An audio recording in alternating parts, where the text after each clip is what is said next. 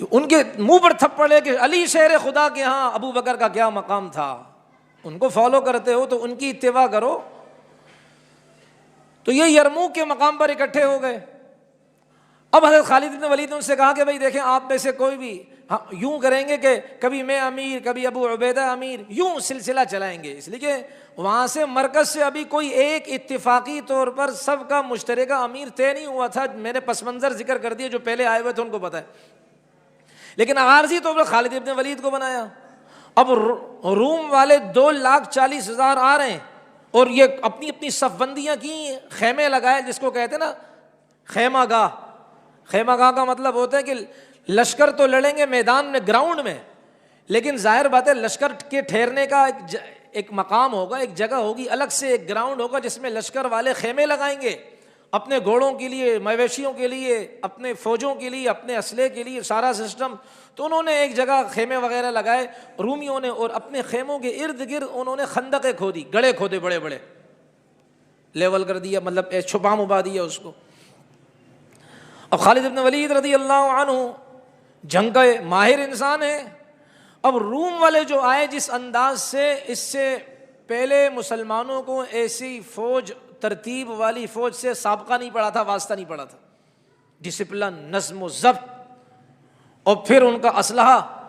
خالد ابن ولید رضی اللہ عنہ نے عرب جو اپنے یعنی کہ ساتھی تھے ان کو اس انداز سے اس لشکر کو ترتیب دیا کہ اس سے پہلے عربوں نے ایسے انداز سے لڑائی کے اندر اپنا آپ ظاہر نہیں کیا، ایسے انداز سے 36 تو ان کے دستے بنائے، 36,000 فوجوں کے 36 دستے بنائے، اور نئے انداز سے، چونکہ وہ روم والوں کی جنگی چالوں سے واقف تھے، تو ظاہر بات ہے کامیاب دشمن وہی ہوتا ہے جو دشمن کی چالوں کو سے باخبر ہو، جانے، اور پھر اس کے مطابق کیا کرے، ان کی توڑ کی کوشش کرے۔ تو 36 دستے بنائے انہوں نے۔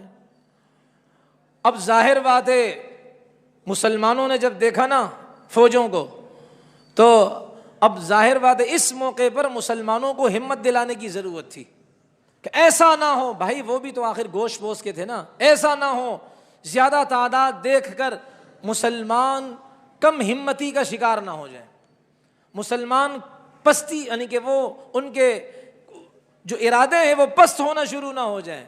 اس لیے یہاں یہ موقع ہوتا ہے بہترین لیڈرشپ کا کہ وہ کیا ہے، ان کو ترغیب دے، ان کے حوصلے بلند کرے۔ لیکن بھائی صرف حوصلے ہی نہیں بلند ہونے چاہیے، کچھ کام بھی تو کرے۔ آپ نے گھبرانا نہیں، وہ والے رٹے نہیں ہونے چاہیے، کوئی کام بھی تو کرے نا۔ شیشے کی دیوار میں تقریر کرنا آسان ہے، میدان جنگ میں دشمن کو آنکھیں دکھائیں پھر پتہ چلے گا۔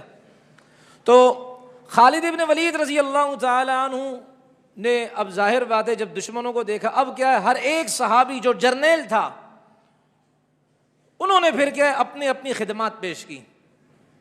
مقداد ابن اسود رضی اللہ تعالی عنہ مسلمانوں میں گھوم رہے ہیں، قرآن کی آیتیں پڑھ رہے ہیں۔ کون سی سورت جو خالص جہاد کے بارے میں ہے، جس کا ترجمہ گھٹالہ میں آپ کر رہے ہیں آج کل، خالص جہاد کے بارے میں، اس میں اور کوئی ہے ہی نہیں، پہلے نمبر کا جہاد ہے، اس میں اس کے ترجمے میں گڑبڑ کر رہا ہوں، میں اللہ کو جواب دوں گا۔ اور دیکھیں اگر جہاد کے علاوہ کوئی مضمون ہوتا تو مقداد کیوں یہاں میدان جنگ میں اس کو پڑھتے؟ ظاہر بات ہے اس کا تعلق جنگ کے ساتھ تھا۔ مقداد رضی اللہ عنہ وہی قرآن کی آیتیں پڑھیں، کون سی سورہ توبہ کی آیتیں، انفروا خفافا وثقالا وجاہدوا باموالکم وانفسکم فی سبیل اللہ، ہلکے ہو بوجھل ہو نکلو اللہ کے راستے میں، جہاد کرو اللہ کے راستے میں۔ یہ مقداد رضی اللہ عنہ براءۃ من اللہ ورسولہ یہاں سے شروع ہو گئے، اور مسلمان مجاہدین کے درمیان گھوم رہے ہیں اور قرآن کی آیتیں پڑھ رہے ہیں۔ معلوم ہو قرآن کی برکت سے مسلمانوں میں غیرت پیدا ہوتی ہے، قرآن کی مجالس کی برکت سے ایمانی حرارت بیدار ہوتی ہے، قرآنی مجالس کی برکت سے روح میں بالیدگی آتی ہے، روح بالغ النظر ہوتی ہے، روح کے اندر ایک عجیب تاثیر آتی ہے، روح کے اندر ایک بلوغت اور اونچائی پیدا ہوتی ہے قرآن کی برکت سے۔ تو مقداد ابن اسود رضی اللہ عنہ کو کہا گیا تمہارا کام یہ ہے کہ مجاہدین میں جاؤ، لشکر میں جاؤ، اللہ کا قرآن پڑھو، یہ اہل عرب ہیں، قرآن جانتے ہیں، قرآن کا مفہوم جانتے ہیں. جب یہ قرآنی آیات سنیں گے ان کے جذبے بیدار ہیں لیکن اور بڑھتے رہیں گے. اس لشکر کو دیکھ کر ان کے ہمتیں ان کی پست نہیں ہوں گی. اب مقداد قرآن کی آیتیں پڑھ رہے ہیں. ابو سفیان رضی اللہ تعالی عنہ، جس کو آج کل کا کالا کلوٹا کافر، بدبودار گندا کافر ان کے بارے میں بدزبانی کرتا ہے، ابو سفیان رضی اللہ عنہ وہ اور ابو ہریرہ، صحابہ میں سب سے زیادہ حدیثوں کا حافظ انسان ابو ہریرہ جو طالب علم تھا لیکن یہ بھی میدان جہاد میں نکلا. یہ دونوں حدیثیں سنا رہے ہیں، درس حدیث کی مجلس لگی ہوئی ہے. صحابہ ایسے عاشق تھے کہ نبی کی حدیثیں عام دنوں میں تو سناتے ہی اور سنتے تھے، میدان جنگ میں بھی نبی کی حدیثوں کے بغیر ان کے گزارے نہیں ہوتے تھے. میدان جنگ میں جب تک نبی کی حدیثیں سامنے آئیں ان کو مزہ نہیں آتا تھا، جب تک کہ نبی کی حدیثیں سن نہ لیں.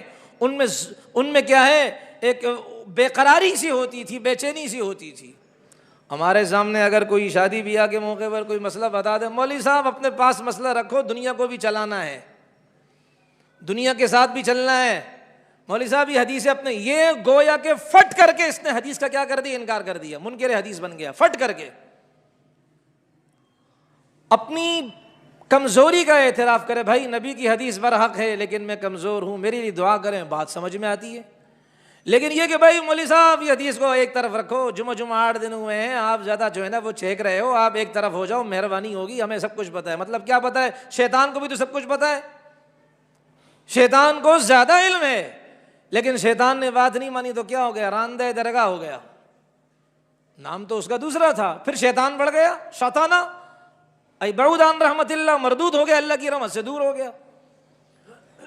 تو خیر، اب حضرت ابو ہریرہ رضی اللہ عنہ حدیث کا درس دے رہے ہیں مجاہدین میں، ابو سفیان حدیث کا درس دے رہے ہیں مجاہدین میں، مقداد قرآن کا درس دے رہے ہیں مجاہدین کے اندر. معلوم ہوا غیرت ایمانی موت تک اگر ہمیں چاہیے، معلوم ہوا اگر قیامت تک ہمیں ہماری نسلوں میں ایمانی غیرت ہم چاہتے ہیں کہ برقرار رہے، قرآن کے درس میں شرکت کیا کریں، حدیث کے درس میں شرکت کیا کریں. تو خیر، اب یہ مسلمانوں کے جذبے اب آگے کھڑے ہو گئے. امین هذه الامہ ابو عبیدہ ابن جراح رضی اللہ تعالی عنہ، خلاصہ بتا رہا ہوں. انہوں نے فرمایا، عباد اللہ، او اللہ کے بندو، ان تنصروا اللہ ینصرکم ویثبت اقدامکم وان وعد اللہ علی الحق. اگر تم نے اللہ کے دین کی مدد کی، اللہ تمہاری مدد کرے گا، تمہارے پاؤں کو اللہ جما دے گا، اور اللہ کا وعدہ حق والوں کے ساتھ ہوتا ہے. یہ نہیں کہ کسی کی خاطر مسئلہ تبدیل کر دیا مولوی صاحب نے، کسی کی خاطر مسئلہ تبدیل کر دیا فلاں صاحب نے، نہیں. اللہ کی مدد چاہیے، اللہ کا وعدہ حق کے ساتھ ہے، حق کا ساتھ دو، اللہ تمہاری مدد کرے گا. اصبروا، پھر فرمایا عباد یا معشر المسلمین، اے مسلمانوں کی جماعت، اصبروا، صبر کرو.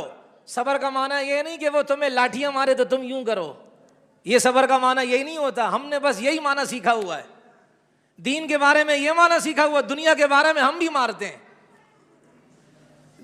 دین کے بارے میں کہ جی اللہ نے صبر کا کہا ہے، اچھا جب دنیا کے اعتبار سے میرے جیب سے کوئی لال نوٹ لے کے جائے پھر میں تھپڑ مارتا ہوں، پھر میں صبر نہیں کرتا ہوں. کیوں؟ وہ لال لال ہے نا، نیلا نیلا، پیلا پیلا، اس سے تو بڑا پیار ہے قائد اعظم بابا سے. یہ تو دین ہمیں ملا ہے ماں کی گود میں، اس سے پیار نہیں ہے نا.